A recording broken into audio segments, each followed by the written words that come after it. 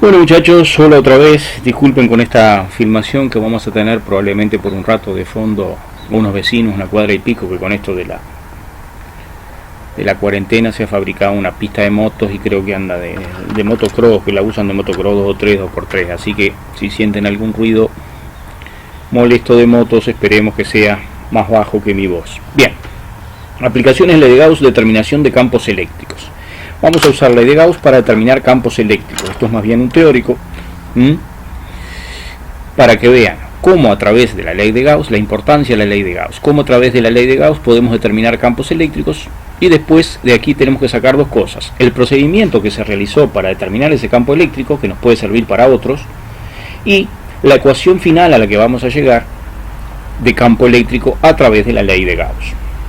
Por ejemplo, supongamos que tenemos una carguita positiva por allí, una carga Q, ¿sí? Y que quiero determinar el campo eléctrico aquí en este punto, a una distancia, llamémosle D, ¿sí? Punto P, una distancia D.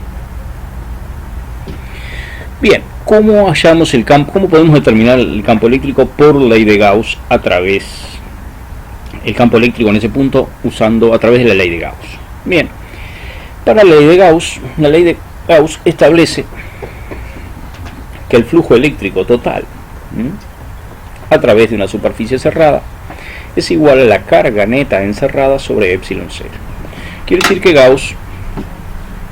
para Gauss tenemos que usar una superficie cerrada. Esa superficie cerrada tiene que reunir ciertas condiciones, tiene que tener una simetría con la distribución de carga que estamos manejando. ¿Qué quiere decir una simetría? Que tenemos que intentar que el campo eléctrico se mantenga lo más igual posible en todos los puntos de la superficie. Por ejemplo, la única superficie que tiene simetría con esta esferita es justamente una esfera. Si yo tomo una esfera que pase por el punto, ¿sí?, por el punto P, tomo una esferita, y es como si dentro de la esferita colocara la carga, y estoy hallando el campo eléctrico en un puntito por aquí, en el borde de la esferita, ¿sí? Entonces estamos tomando como superficie cerrada, no es un círculo, es una superficie cerrada, así que por esa razón tiene que ser una esfera, como si fuera una pelotita, y dentro de la pelotita la carga. ¿Cuál sería el radio de esta pelotita? El radio sería D, la distancia a la cual estoy hallando el campo. Es como si estuviera hallando el campo acá en la cascarita de la pelotita. ¿Se entiende la idea? En cualquier punto de la cascarita de la pelotita. Bien, entonces, ¿cómo planteo el flujo total a través de esa pelotita? Ese es el problema, porque esto carga neta sobre epsilon 0, no hay mucho drama, la única carga que hay dentro de la pelotita sería Q. El problema es cómo planteo ese flujo total. Como es flujo total a través de la superficie cerrada, recuerden que el campo eléctrico se representa con líneas que salen de las cargas positivas. Quiere decir que en este punto el campo eléctrico sería hacia afuera de la carga, ¿sí?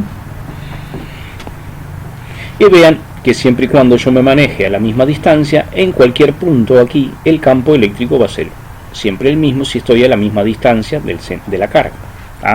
Eso queremos decir con simetría. Entonces, el flujo se calcula campo por superficie por coseno del ángulo. Esto del coseno del ángulo se refiere a que esto es un producto escalar entre el vector campo y el vector superficie. El flujo, como ya lo vieron en los videos que observaron anteriormente, el flujo se define como el campo que atraviesa una superficie, la cantidad de campo que atraviesa una determinada superficie, que se puede determinar por el producto escalar del vector campo y del vector superficie. Para llevar ese producto escalar a un planteo numérico, lo manejamos con el coseno del ángulo entre estos dos vectores, entre el vector campo y el vector superficie. Tenemos que, claro, el vector campo en este caso es saliente, y el vector superficie se define perpendicular a la superficie. Quiere decir que perpendicular a la superficie aquí sería la superficie, la pelotita, ¿no? El vector superficie sería perpendicular a ella, ¿ven? Como si fuera saliendo de la pelotita. Y fíjense que el campo también es en la misma dirección, si lo manejamos aquí, ¿sí? tengo el campo señalado con rojo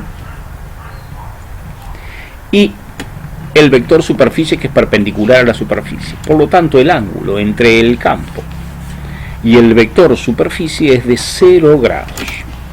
Por lo tanto, nosotros aquí sabemos que este ángulo, cuando hagamos el planteo, este ángulo va a ser de 0 grados, en este caso. Y la superficie es la superficie de una esfera. La superficie de una esfera es 4pi por radio al cuadrado. Siendo el radio aquí la distancia de que nosotros estamos manejando. Por lo tanto, el flujo, por un lado, vamos a plantearlo así de nuevo, flujo total igual carga neta sobre epsilon 0. Debajo de flujo total, digo, bueno, el flujo total se calcula campo por superficie por coseno del ángulo, y aquí es carga neta sobre epsilon 0. ¿Sí? El campo no lo sé, es la incógnita. La superficie es 4pi por d al cuadrado, porque es r, pero el r es d, la distancia a la cual estoy hallando el campo, por el coseno de 0 en este caso, igual a q, que es la carga neta. Vamos a ponerla con rojo, es la q roja esa que hay allí dentro, q, que es la carga neta, sobre epsilon 0. Por lo tanto, si nosotros despejamos de aquí E, el campo eléctrico, todo esto que está aquí multiplicando viene para aquí abajo dividiendo, y llegamos a que el campo eléctrico de esa carga puntual es Q sobre 4pi epsilon 0 por d al cuadrado. ¿Sí? Es 4pi que estaba multiplicando, está acá abajo dividiendo. El d cuadrado que está multiplicando está abajo dividiendo. El coseno de 0 es 1, no lo ponemos, ya lo sacamos, esto vale 1, por eso no lo puse aquí debajo. Y d cuadrado está, que está dividiendo, y el epsilon 0 quedó ahí debajo. Y ahí llegamos a la ecuación para hallar el campo eléctrico de una carga puntual quieta a partir de la ley de Gauss. De ahí la importancia de esta ley, por ejemplo. Ya encontramos la forma de hallar el campo eléctrico de una carga puntual. Fíjense que aquí 4pi epsilon 0, estos 4 factores son constantes. O sea que yo puedo decir, puedo sacar para afuera esto, como está acá, como si hubiera un 1, ¿sí? 1 sobre 4pi epsilon 0 es 1 sobre 4 por pi por 8,85 por 10 a la menos 12 Coulomb cuadrado sobre Newton metro cuadrado. Si hacemos esta cuenta, 1 dividido, ojo que cuando hagamos esta cuenta en la calculadora tenemos que poner aquí un paréntesis y cerrarlo al final. Vamos a hacerla para que vean, porque en esto se equivocan muchas veces. Vamos a hacer esto en la calculadora, encendemos la calculadora y hacemos 1. ¿Cómo se hace esta cuenta? 1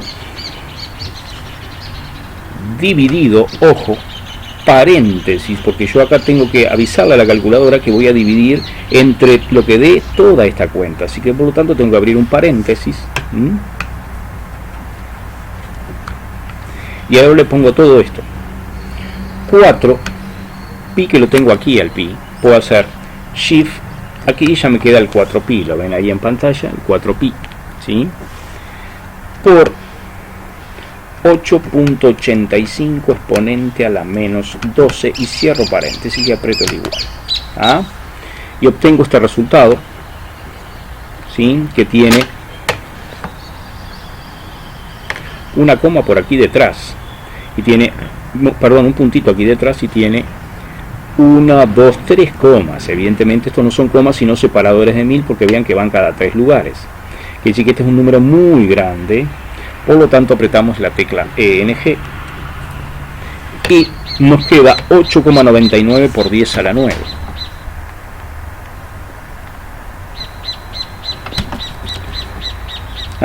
Y esto es Newton metros cuadrados por Coulomb cuadrado. Este valor se aproxima a 9 por 10 a la 9. De manera que, tan común como encontrar el campo eléctrico de esta manera, también es común decir que el campo eléctrico se puede calcular 9 por 10 a la 9 por Q todo sobre D cuadrado. ¿De acuerdo? Nosotros podemos usar cualquiera de las dos maneras, porque me parece más práctica cuando uno todavía no tiene demasiada destreza matemática usar esta, pero pueden usar la que quieran. Repito, este 9 por 10 a la 9 no es más que el cociente de 1 sobre 4 pi epsilon 0, como está hecho aquí. De ahí sale ese 9 por 10 a la 9. Recuerden que este epsilon 0 depende del espacio que rodea a la carga. Si la carga está sumergida, aquí es porque está en el vacío o en el aire, que es más o menos lo mismo. Pero si la carga está sumergida en aceite, en leche o en agua, este epsilon 0 está constante, cambia, y ya esto deja de ser 9 por 10 a la 9, porque esto deja de ser 8,85 por 10 a la menos 12. Así que de aquí en más, para calcular campos eléctricos de cargas puntuales, anótense esta ecuación: campo eléctrico de una carga puntual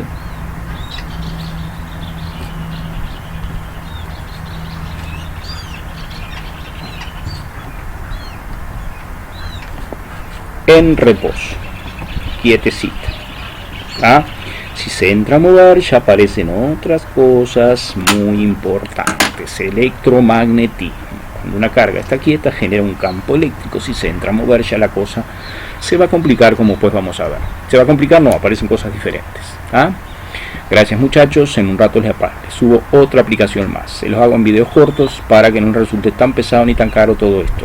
Lo siento, disculpen. Física en tiempos de cuarentena.